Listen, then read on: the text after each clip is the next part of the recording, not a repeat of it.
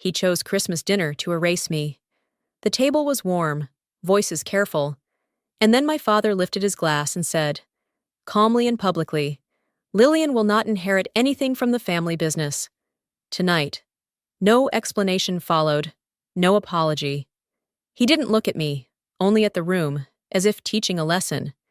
This is how responsibility works, he added, like it was guidance, not punishment. To everyone present. The shock landed first, sharp and immediate. Then came the pressure. My relatives froze. My mother studied her plate.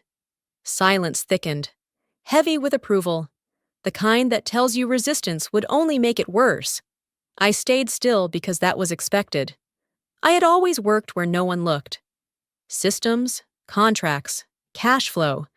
I fixed failures quietly so they never reached his desk or embarrassed the name publicly ever.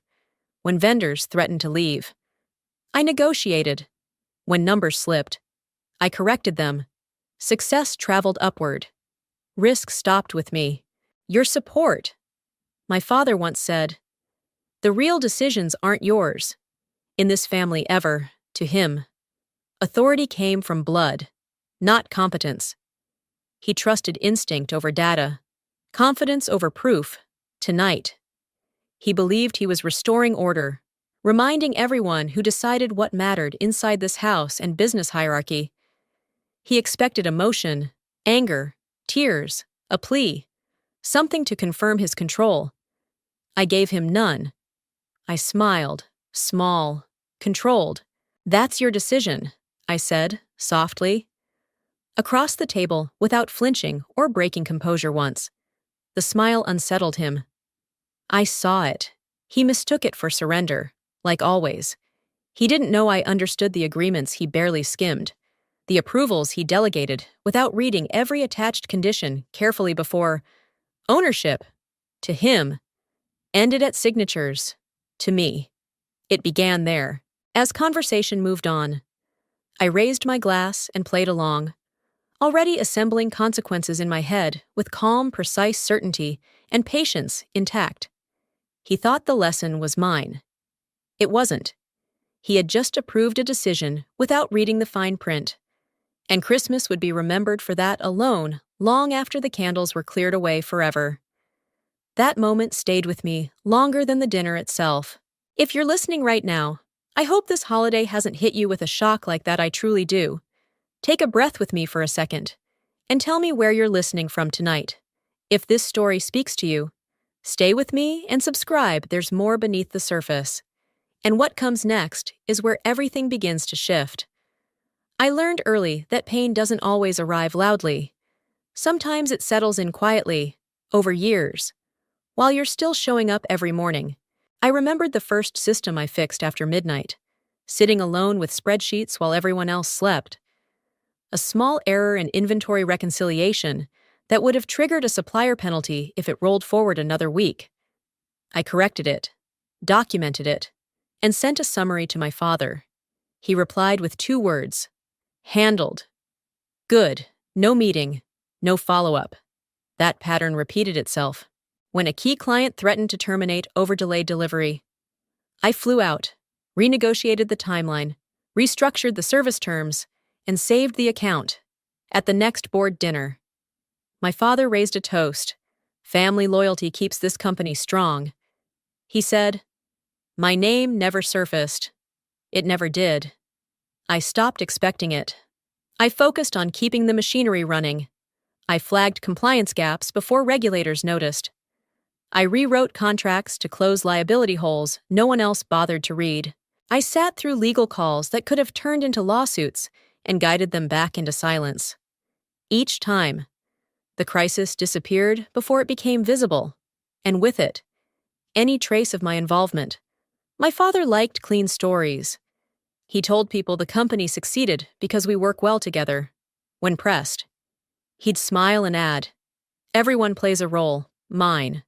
Apparently, was invisible. Your support, he told me once.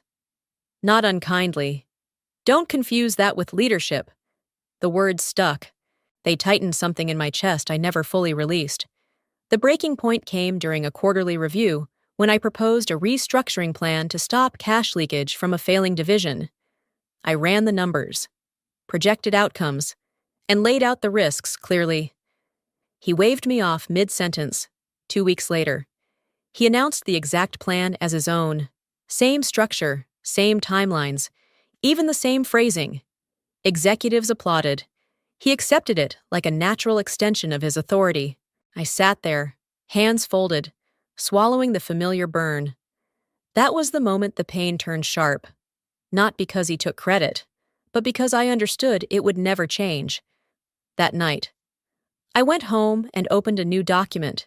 No resignation letter, no confrontation, just notes, contacts, scenarios. I started mapping a way forward that didn't require permission or recognition. I didn't tell anyone. I kept doing the work, fixing what broke, smiling when necessary. But quietly, carefully, I began preparing an exit that would speak louder than anything I could say. It felt disloyal at first, planning in silence while still holding everything together.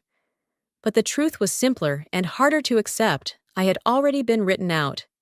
Every uncredited fix, every erased contribution had been preparing me for this moment. I wasn't leaving in anger. I was leaving with clarity. And that made all the difference. I stayed very calm. Most listeners miss what just happened here. Did you hear it? I left without noise, which confused them more than any argument could have. My resignation was clean and unremarkable. 2 weeks' notice, orderly handover notes, passwords transferred, calendars cleared. I thanked my father for the opportunity and told him I needed space. He nodded, relieved, as if a problem had solved itself. No questions followed, no curiosity, just assumptions. At dinner that night, someone said, "She couldn't handle the pressure." Another added, "Support roles aren't meant to last." No one asked where I was going. In this family, leaving quietly meant failing quietly. I let them believe it because belief was cheaper than truth. On my last day, I walked through the office with a cardboard box that was mostly empty. The systems were stable, the contracts were clean, the fires were out. That was my signature. Even as I erased it, people wished me luck with polite smiles. Already moving on. I returned my badge and stepped into the parking lot, feeling nothing at all. Cold can be a form of clarity. The lesson came to me then, simple and sharp if your work disappears when you leave. It was never valued, only used. I carried that thought with me like a compass. I didn't take a vacation. I didn't post updates. I called people my father had dismissed as small operators and temporary players. The consultants who asked better questions than he ever had. The investors he refused to meet because they didn't wear the right suits. They remembered me. They remembered the fixes, the numbers, the calm under pressure. Within weeks, I was working again. Not under a family name, but under performance. We solved problems no one wanted to claim. We stabilized operations others had written off. I was invited into rooms where outcomes mattered more than appearances. It felt unfamiliar and precise. Word never reached my family. They were busy telling each other I would be back, that I'd tried independence and learned my lesson. I let the story sit.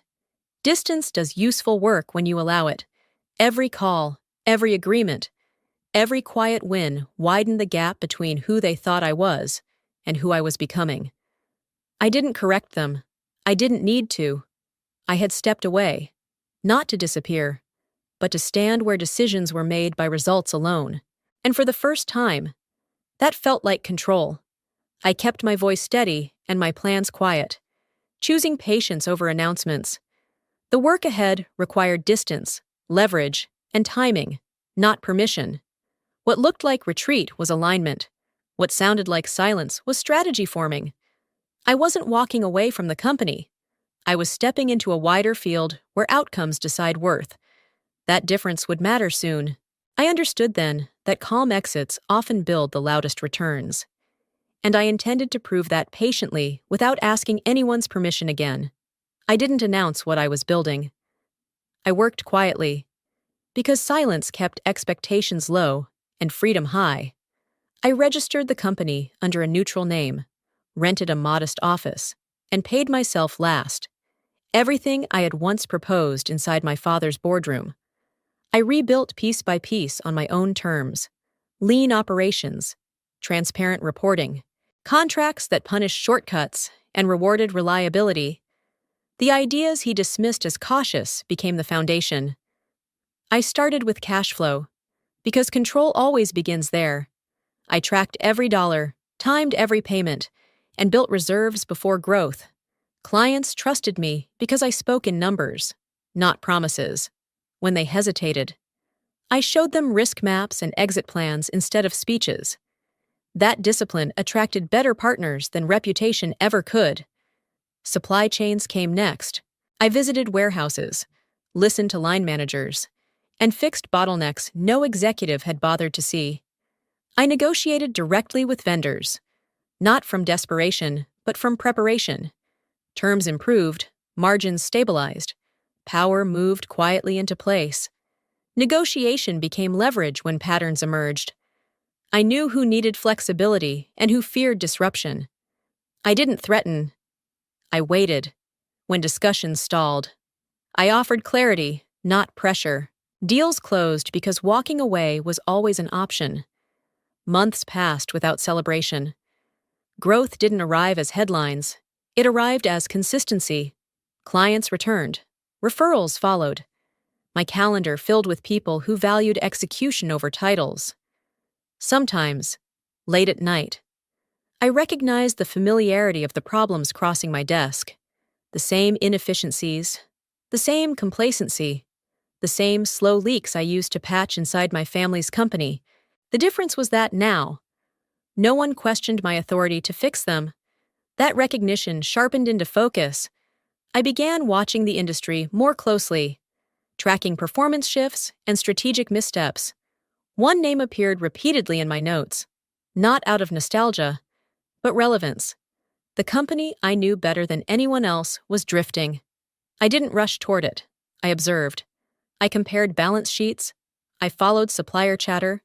I measured timing. Building power without a name taught me patience. It also taught me something quieter and more dangerous. The strongest position is often invisible until the moment it moves. I understood then that patience was not waiting. It was preparation. Every system I built, every relationship I earned, narrowed the distance between observation and action. I stayed quiet, steady, and deliberate, letting momentum form beneath the surface. When the time came, movement would feel sudden to everyone else, even though it had been years in the making.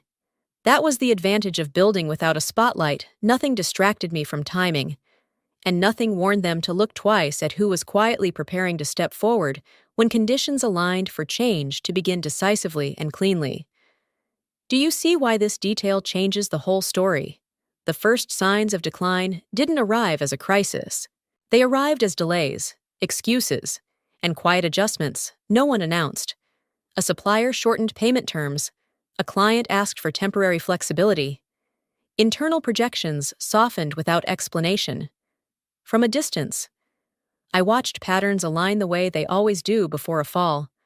The company my father believed was unshakable was bleeding slowly, and pride kept him from noticing.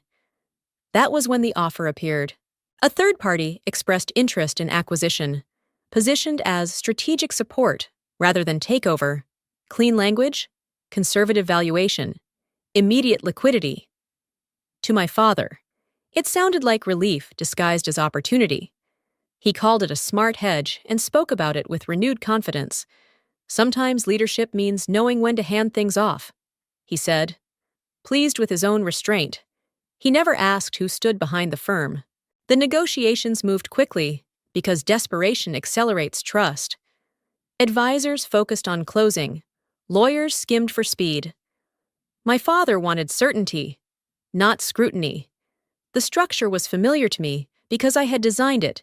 Neutral name, layered entities, no obvious fingerprints, just enough distance to feel safe. Control doesn't require presence, it requires timing. As discussions progressed, I stayed invisible. I let intermediaries speak. I allowed optimism to fill the room. When concerns surfaced, they were answered with data. When doubts lingered, they were softened by urgency. Every step followed the rules. Nothing aggressive, nothing personal. There was a lesson embedded in that restraint. One I had learned the hard way: power lasts longer when it doesn't announce itself. The agreement moved toward completion. My father described the buyer as a solution-oriented group and praised their professionalism. He told friends he had protected the legacy. He never once questioned why the terms favored continuity over control. I signed last. Not with a flourish, not with satisfaction, just with precision. The lesson arrived quietly. As lessons with weight often do, salvation offered under pressure is rarely neutral. It always belongs to someone. When the transaction closed, nothing changed outwardly, no headlines, no celebration. The company kept its name. Leadership stayed in place. That was intentional. Stability lowers suspicion. Only then did I allow myself to acknowledge what had shifted.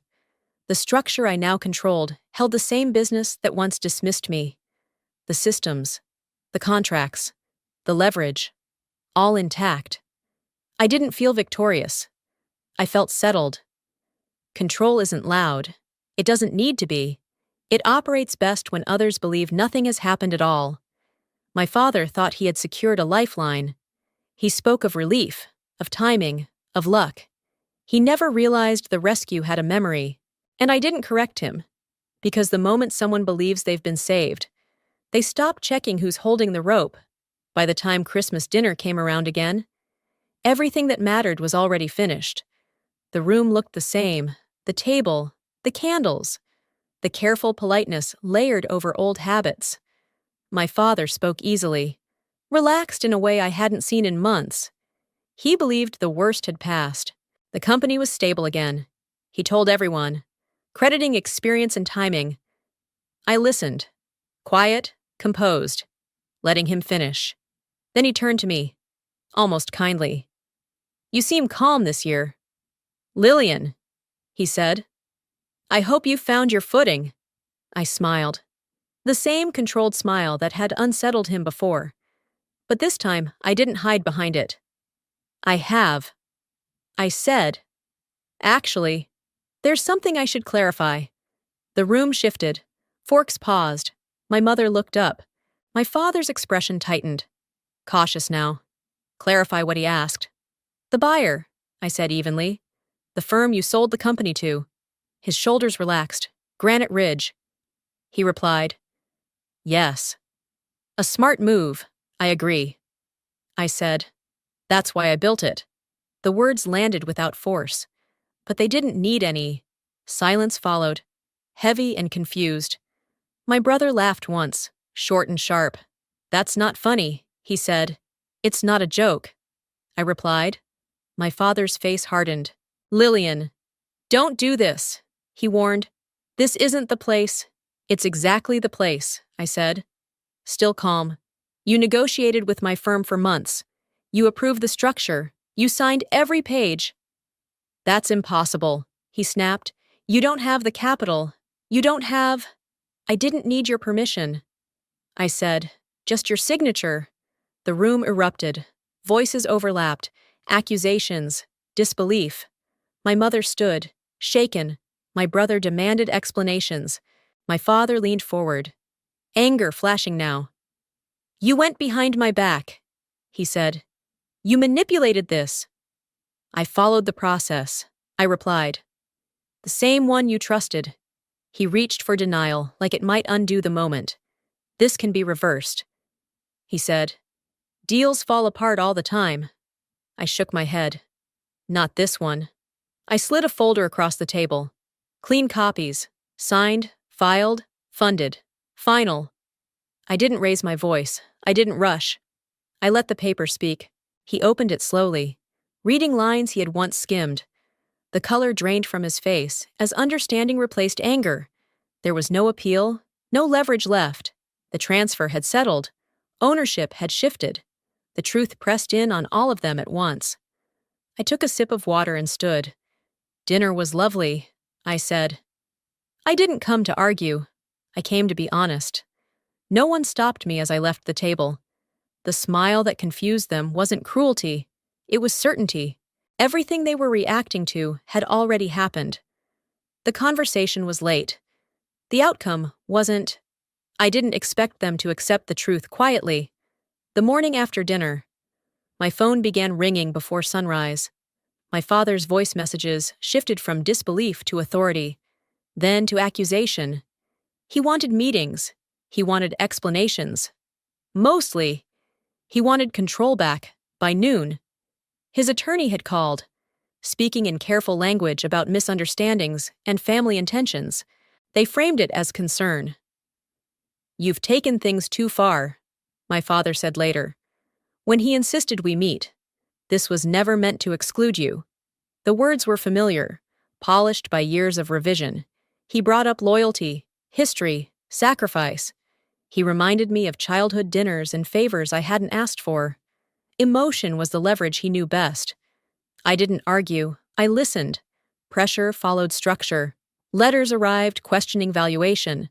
Lawyers suggested renegotiation windows that didn't exist. A cousin called, crying, asking how I could do this to my own family. Another warned me I'd regret embarrassing my father publicly. They tried to turn the room warm again, hoping guilt would soften the edges of the deal. I stayed steady because panic feeds mistakes. When they threatened litigation, I welcomed it. Not openly, not defiantly, just calmly. "Have your counsel review the filings," I said. "Everything is recorded." That sentence ended more conversations than any argument could have. The legal reality was simple. The acquisition complied with every requirement. Independent advisors had signed off. Funds had cleared. Regulatory notices had been filed. The contracts my father trusted when they benefited him didn't change when they stopped serving him. He tried one last angle. "You manipulated me," he said, voice sharp with something close to fear. "A judge will see that." "No," I replied. "A judge will see signatures." Silence followed. Not resignation, but calculation.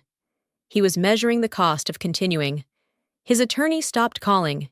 Emails shortened. Threats softened into requests. The fight lost momentum once they realized there was no door left to force open. The lesson settled in quietly power that relies on pressure collapses when pressure fails. By the end of the week, they stopped trying to reverse it and shifted to controlling the story. I let them. Narrative is cheap. Law is not. I didn't feel triumphant. I felt clear. Conflict has a way of stripping emotion down to facts, and facts were firmly on my side. They had tried to take it back, using every tool they knew. Influence, guilt, noise. None of it worked because the foundation was solid. When law replaces emotion, leverage disappears. That was when I understood the confrontation was over. Even if no one said it out loud, the resistance ended not with surrender, but with silence. And silence meant acceptance. I didn't remove anyone out of anger. The collapse came from exposure, not revenge. Once the ownership settled, the old structure began to fail under its own weight. Meetings that used to end with confident declarations now stalled in confusion. Decisions were delayed. Reports contradicted each other. The people who once spoke over me suddenly needed approvals they didn't know how to secure. Authority drained quietly. Titles stayed. But influence didn't. Executives who had dismissed my work as support were asked to justify numbers they had never understood. When they couldn't, responsibilities shifted. Committees were dissolved. Access was restricted. Control moved to those who could explain outcomes, not demand them. My father watched it happen from the sidelines. He wasn't humiliated publicly. I made sure of that. But the distance between his reputation and reality became visible. Advisors stopped deferring. Staff stopped waiting for his approval. The company didn't rebel. It adjusted. Others fell faster. A director who once laughed when I raised compliance risks was removed after auditors confirmed the gaps I had warned about years earlier. A senior manager lost authority when suppliers bypassed him and came directly to my team. None of it required my commentary. Competence. when measured, is unforgiving. I didn't celebrate their losses. I documented transitions. I reassigned roles. I replaced noise with process. Some people left on their own when performance became visible. Others stayed and adapted. That difference mattered more than loyalty ever had. Justice arrived without speeches. It arrived through systems that no longer protected entitlement. The work exposed who could operate and who only performed authority. Those who relied on proximity to power faded when power demanded proof. The twist surprised them most. I didn't settle old scores. I didn't fire people for past behavior. I focused forward. Accountability replaced memory. Performance replaced history. That restraint unsettled critics who expected spectacle. They wanted revenge. I offered standards. They wanted punishment. I offered clarity. The outcome was harsher than any personal attack because it couldn't be argued with. What collapsed wasn't just a leadership team. It was a belief that legacy could substitute for capability. When that belief failed, the structure built on it followed. I stood back and let the system do what systems do when designed honestly. It rewarded alignment. It removed friction. It corrected imbalance. For the first time, the company reflected reality instead of hierarchy. And in that shift, something fair emerged. Not victory, but balance. Not dominance, but order. The old order didn't fall because I pushed it. It fell because it could no longer stand. That outcome felt earned, irreversible. And just for everyone involved, I expected destruction to feel powerful. It didn't, after the transition. I walked the floors instead of issuing memos. People watched me carefully, waiting for cuts, waiting for punishment. They had survived enough leadership changes to expect damage as proof of authority. I disappointed them on purpose. I kept the teams intact. Engineers stayed with their projects. Account managers kept their clients. I reviewed performance, not loyalty, and made adjustments quietly. Some processes were broken beyond repair, but people weren't. Systems fail faster than humans do when they're ignored.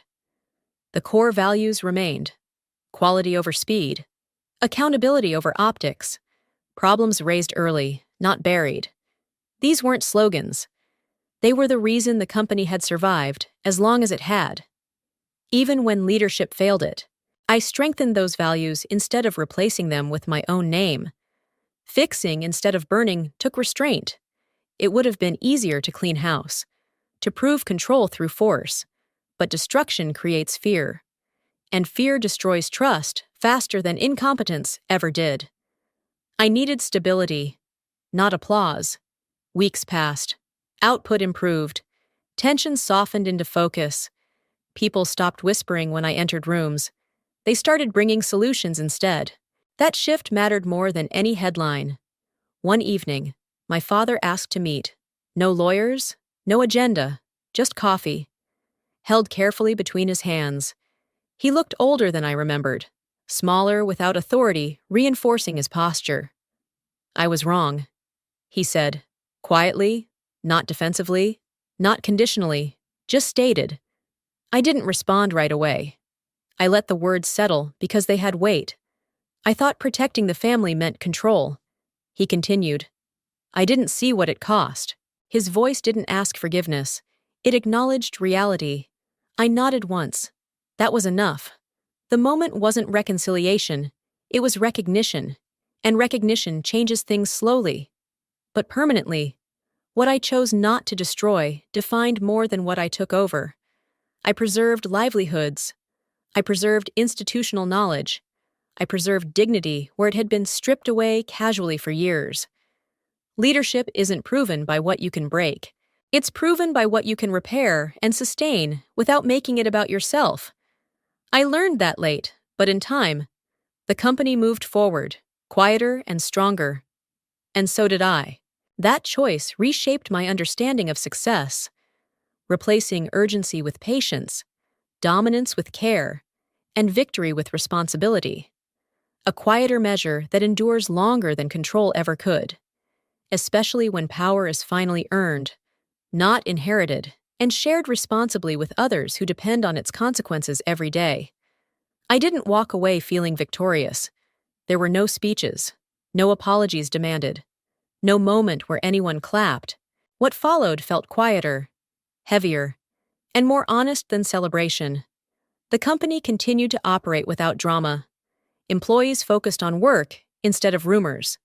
Processes held. Numbers stabilized. Justice didn't announce itself.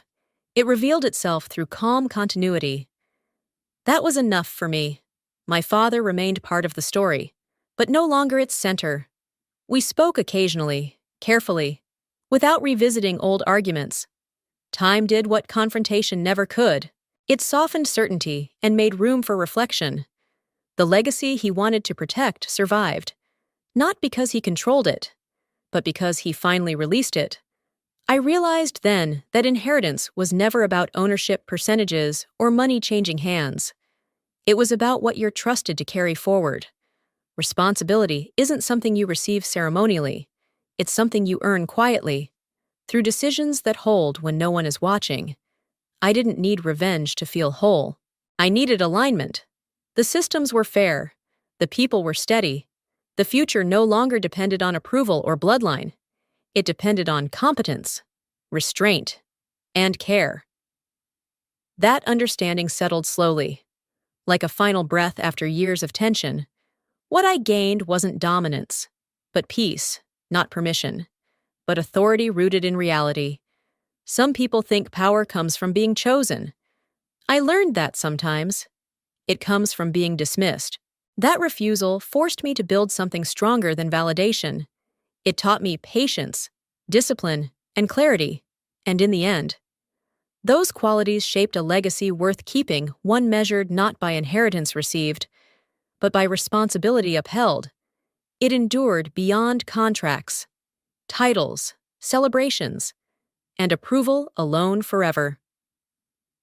I didn't tell this story to prove that I was right. I told it because I learned something that took me years to understand. Real value isn't loud. It doesn't argue, defend itself, or demand recognition. It shows up quietly, day after day, until the moment comes when it can no longer be ignored. Being dismissed hurt more than being challenged, but that refusal forced me to build clarity, discipline, and patience, things no one can take from you once they're earned. The emotional truth is this: rejection can feel personal, but it often isn't. Sometimes it's just fear wearing authority's clothes. And the practical lesson is just as simple: systems, preparation, and consistency outlast ego every time. You don't need to burn bridges to move forward. You just need to know when to stop standing on them. As you listened, how did this story make you feel? Was there a moment that stayed with you longer than the rest? A line, a decision, a silence that felt familiar? I'd really like to know. And where are you listening from right now if this story resonated? Take a second to leave a comment or share it with someone who might need it. And if you want more stories like this, grounded, honest, and rooted in real consequences, consider subscribing. Sometimes the quietest stories are the ones that stay with us the longest. Stay with us the longest. Stay with us the longest. Stay with us the longest. Stay with us the longest. Stay with us the longest. Stay with us the longest. Stay with us the longest. Stay with us the longest. Stay with us the longest. Stay with us the longest. Stay with us the longest. Stay with us the longest. Stay with us the longest. Stay with us the longest. Stay with us the longest. Stay with us the longest. Stay with us the longest.